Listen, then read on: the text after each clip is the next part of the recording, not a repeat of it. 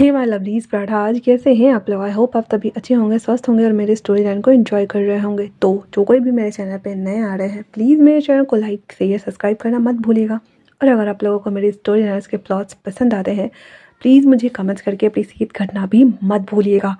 मेरी छोटी सी प्यारी सी यूट्यूब फैमिली का हिस्सा बनना मत भूलिएगा। तो हम चीन अल्फा इमोर्टल में नेक्स्ट आगे बढ़ते हैं। लास्ट पार्ट में हमने देखा था कि वांग जी वो सूप पीने की वजह से बहुत ज़्यादा, जो कि तीखा लग रहा था, उसे अपना टंग बाहर निकाल करके हा हा कर रहा था और तीखापन को कम करने का ट्राई कर रहा था, लेकिन तीखापन नहीं हो रहा था। विंग भी उसकी हेल्प कर रहा था, पानी दे रहा था, सभी कुछ दे रहा था, बट फिर भी वांग जी का तीखापन कम नहीं हो रहा था। विंग सडन से उठ करके वांग जी के करीब जाता है, उसके हेड को पकड़ते हुए उसके लिप्स को सक करना शुरू करता है।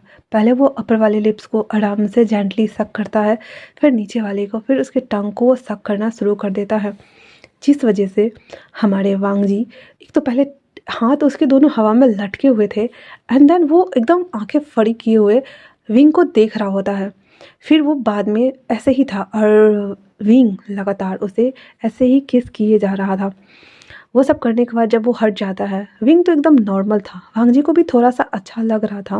वो एक हाथ टेबल पे मारता है और विंग को घूर कर देखता है गुस्से से, मानो वो अपनी आंखों से कत्ल कर देगा विंग का आज तो। वहाँ से उठकर जब वो जाने लगता है तो विंग कहता है, जांगफू। इतना सुना था कि वांग जी के कदम वहीं रुक गए थे जहाँ वो खड़ा था, और एक गुस्से भरी निगाहों के साथ में वो विंग को देखता है एंड देन वापस से वहाँ से जाना शुरू कर देता है। विंग फटाक से उस जगह से उठ के खड़ा होते हुए कहता है, जांगफू रुकिए।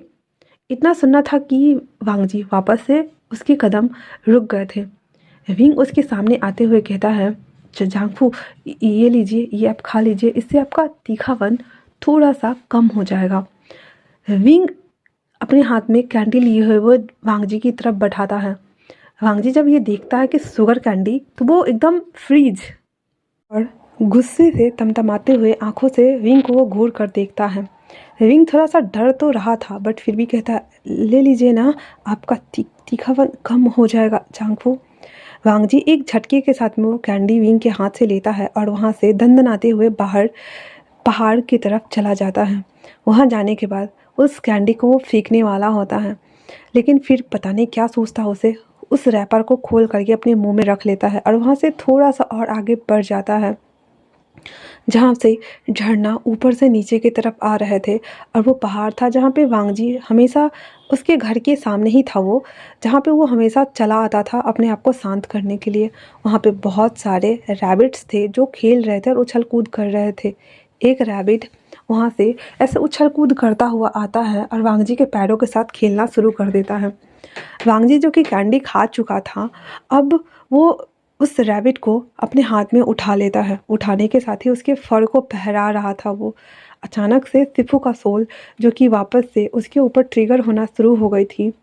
वांग जी की आंखें पर्पल शेड में तब्दील हो गई थी और अपने हाथों से वो जैसे ही रैबिट का गला दबाने वाला होता है, वैसे ही उसी समय पर सीजन आ जाते हैं और वांग जी के कंधे पे हाथ रखते हुए कहता है, वांग जी तुम यहाँ यहाँ क्या कर रहे हो। वांग जी जब ये देखता है तो एकदम नॉर्मल हो जाता है एंड देन वो उस रैबिट को नीचे रख देता है और कहता है, कुछ भी नहीं गग्गा, मैं बस यहाँ देखने आया था। सीचन कहते हैं आगे, क्या तुम्हारे और मास्टर वे के बीच में सब ठीक है ना। विंग की जैसे ही नाम आती है, वांग जी एकदम अजीब निगाहों के साथ में अपने भाई को देखता है और बिना कोई जवाब दिए वहाँ से वो सीधा लाइब्रेरी पवेलियन वाले रास्ते पे चलने लगता है। सीचन उसको जाते हुए देख के कहता है, आई होप कि एक दिन सब ठीक हो जाए तुम्हारे और मास्टर वे के बीच में। वांग जी, मैं अपने एंसेस्टर से, अपने भगवान से प्रार्थना करूँगा कि तुम दोनों के बीच में सभी चीज़ें नॉर्मल हो जाए और तुम दोनों एक दूसरे को समझो और अपने रिश्ते में सामंजस्य बिठा सको मेरे भाई। इतना बोल करके वो भी अपने घर हांसी की ओर निकल पड़ते हैं। वहीं दूसरी ओर वांग जी, जो कि सीधा लाइब्रेरी पवेलियन आया था, वो वहाँ पर जा कर के बहुत सारे बुकों को ढूंढता है। जब वो जो ढूंढ रहा था वो उसे नहीं मिल रहा था, इसी वजह से वो नीचे तहखाना में जाता है और अपने एंसेस्टर वाले बुक्स को वो ढूंढना शुरू कर देता है। वो पुराने से पुराने बुक को ढूंढ रहा था जो उसके फैमिली से रिलेटेबल हो, क्योंकि वहाँ पे उसने हांगन जून नाम लिखा हुआ देखा था। इसका मतलब साफ है कि वो मतलब वांगजी ने पहले भी ये नाम सुना है। इसीलिए वो सभी बुक्स को निकालना शुरू करता है और एक एक करके पढ़ना शुरू करता है जो उनके फैमिली वाले में थे। बहुत देर छानबीन करने के बाद, बहुत सारे बुक्स को उधेड़-बुन कर देने के बाद आखिरकार वांगजी को एक बुक हाथ लगती है। वो उस बुक को देखता है जिसके ऊपर बहुत सारी धूल जमी हुई थी, क्योंकि उसके ऊपर एक कपड़ा से कवर किया हुआ था।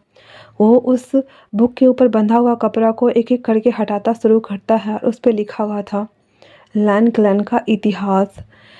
वो उस बुक को ले करके अच्छे से साफ करके और पढ़ने वाले जो जगह, टेबल और बैठने के लिए जो आसन होते हैं वहाँ पे आ जाता है।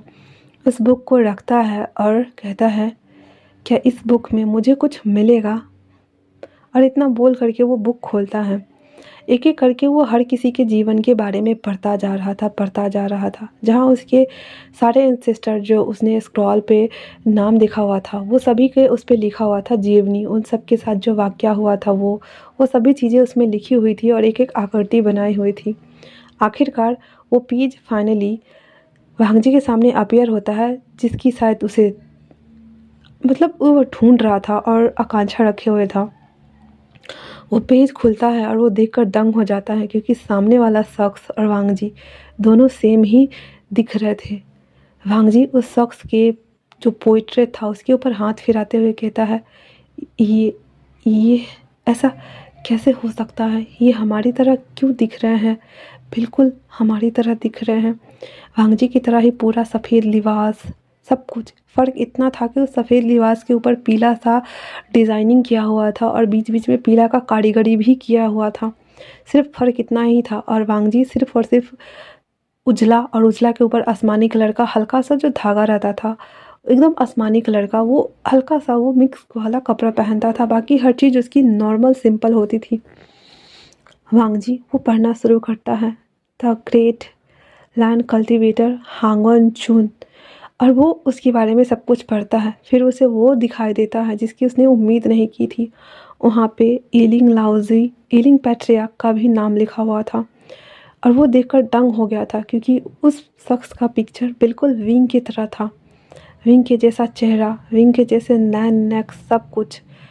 और वो हांगन जून के साथ दोनों का एक पोर्ट्रेट था जिसमें हांगन जून आसमान की तरफ देख रहा था और एलिंग लाओजी विंग को देख रहा था।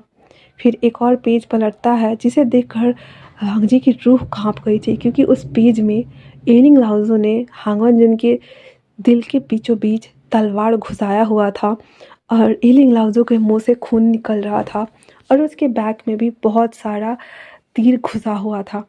ये मंजर देखकर वांगजी को तो कुछ समझ नहीं आ रहा था कि ये क्या है। फिर वो पढ़ना शुरू करता है, आज से हजारों सालों पहले जब लैंड कल्टीवेशन में ओनली फॉर इमोर्टल्स रहा करते थे और वो इमोर्टल्स का ज़माना था।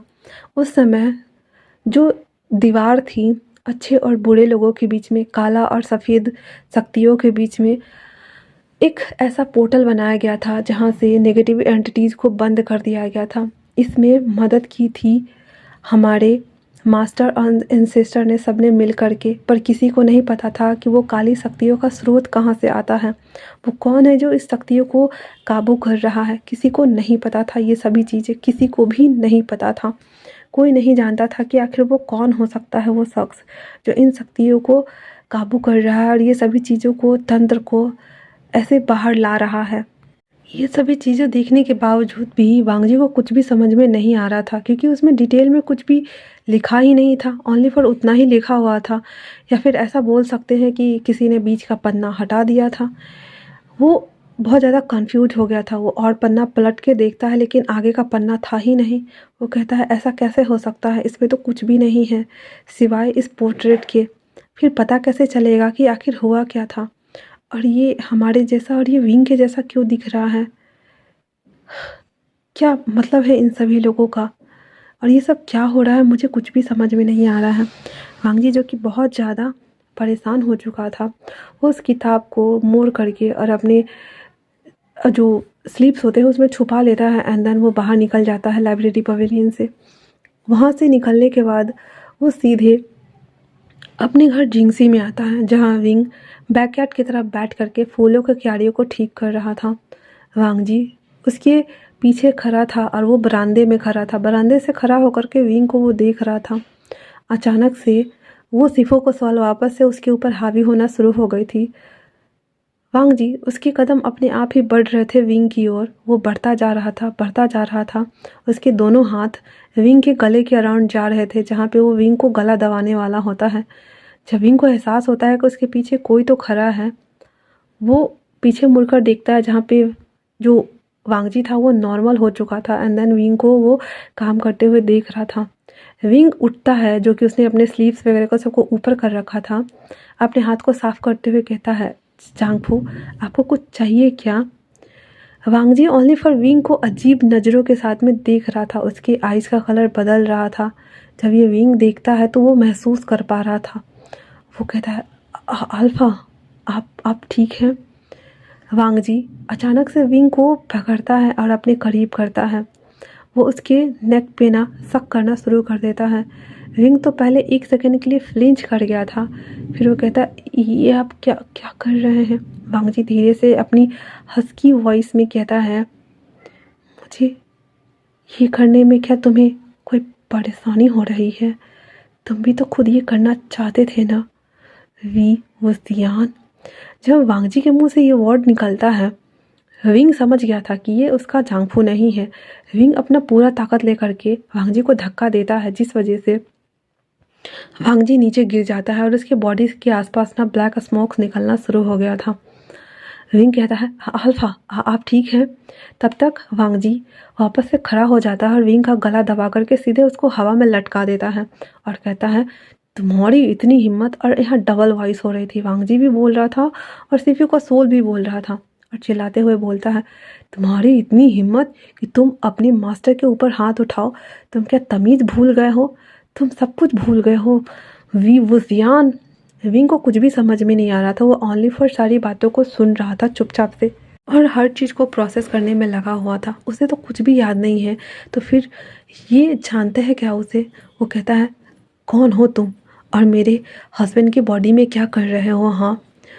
वांग जी कहता है, मैं तो तुम्हारे लिए आया था, तुम्हें ले जाने के लिए आया था, लेकिन गलती से इसके पास वो स्क्रॉल पट्टी चला गया था और ये आ गया था मेरे रास्ते में उस वक्त, इसीलिए इसके बॉडी में मुझे आना पड़ा, वरना मुझे कोई शौक नहीं है। वैसे भी एक दिन मैं इसे मार दूंगा, जैसे मैंने हांगन जुन को मार दिया था। तुम जानते हो ना, तुमने अपने इन्हीं हाथों से हांगन जुन को मारा था, क्योंकि मैंने तुम्हें कहा था उन सबको बर्बाद करने के लिए, लेकिन तुमने उस हांगन जुन से प्यार किया। क्यों किया? और इस जन्म में भी तुमने इससे शादी कर ली। क्यों किया वी वुजियान? तुम भूल गए हो कि तुम एक ईलिंग लाउजू हो? क्या तुम भूल गए हो कि तुम एक ईलिंग पैट्रियार्क हो? तुम पे काली शक्ति राज करती है, तुम उसे कंट्रोल कर सकते हो और फिर से उन शक्तियों को रास्ता दे सकते हो ताकि यहाँ आए। लेकिन तुमने क्या किया? हांगन जुन को मार दिया और खुद को भी मार लिया। हाँ, क्यों? और इस जन्म में भी आए हो तो तुमने इस इंसान से शादी कर ली। क्यों किया तुमने ये सब? बताओ मुझे, तुम्हें मैं छोड़ूंगा नहीं। विंग ये सारी बातें सुनते हुए कहता है, मुझे नहीं पता, मुझे कुछ भी याद नहीं है। इतना बोलने के साथ ही वो बेहोश हो जाता है। वांग जी जब देखता है कि विंग बेहोश हो गया था, वो बहुत ज़्यादा डर गया था और वो अपने हाथ को पीछे खींच लेता है, जिससे वो धड़ाम से गिर गया था। जैसे वो गिरता है, वांग जी पूरा थर थर काँप रहा था, क्योंकि उसके सामने विंग एकदम निढाल बेहोश हुआ पड़ा था। वांग जी तब तक वो सिफू का जो सोल था वो वापस से अंदर चला गया था। वांग जी उसके पास भाग के जाता और कहता है, विंग विंग होश में आओ विंग। लेकिन विंग तो बेहोश हो चुका था। वांग जी उसे गोद में उठाकर अंदर लाता है, उसके फेस पर पानी मारता है, उसको साफ करता है, लेकिन फिर भी कुछ नहीं हो रहा था। वो बहुत ज़्यादा डरा हुआ था, तो वो आवाज़ लगाता है, के सियांग। वो दोनों भाग के आते हैं तो देखते हैं कि विंग बेहोश हुआ पड़ा है, उसके ऊपर कंबल डाल रखा था वांग जी ने।